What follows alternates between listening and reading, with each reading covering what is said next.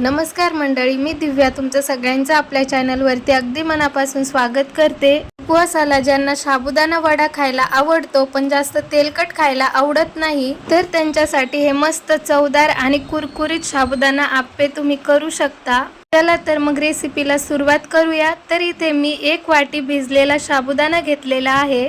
हा साबुदाणा साधारणतः 2 ते 3 तास भिजलेला आहे।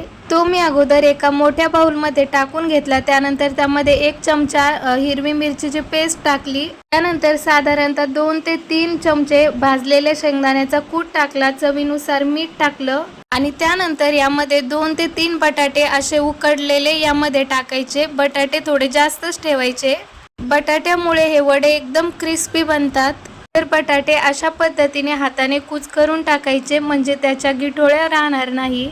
बटाटे टाकल्यानंतर हे सर्व मिश्रण हाताने एकदम छान असं एकजीव करून घ्यायचं। मिश्रण चांगले एकजीव झाल्यानंतर मग याचे असे छोटे छोटे गोळे बनवून घ्यायचे। अगदी हलक्या हाताने याचे आप्पे बनवून घ्यायचे। तर अशाच पद्धतीने मी सर्व छोटे छोटे आप्पे अगोदर बनवून घेतले।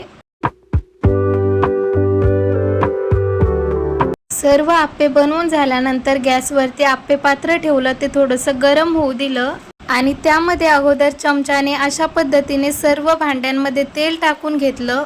तेल थोडंसं गरम झाल्यानंतर मग अशा पद्धतीने भांड्यामध्ये सर्व साबुदाणा वडे टाकून घेतले।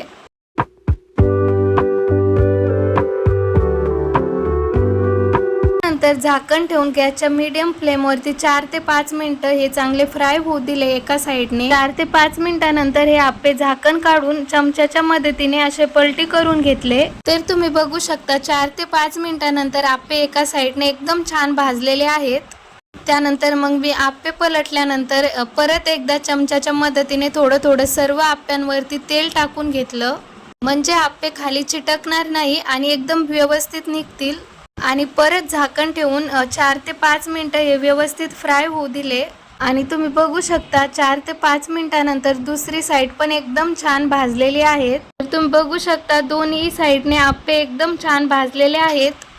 त्यानंतर आप्पे मी असे एका डिश मध्ये काढून घेतले। तर तुम्ही बघू शकता आप्पे थोडे सुद्धा चिटकलेले नाहीये, एकदम इझिली निघत आहे। तर बघा इथे आपले आप्पे तयार झालेले आहेत। तर तुम्ही हे आप्पे चटणी सोबत दह्या सोबतही खाऊ शकता। तर अशा पद्धतीने तुम्ही एकदा आप्पे नक्की ट्राय करून बघा। व्हिडिओ जर आवडला असेल तर व्हिडिओला लाईक आणि चॅनलला नक्की सबस्क्राईब करा।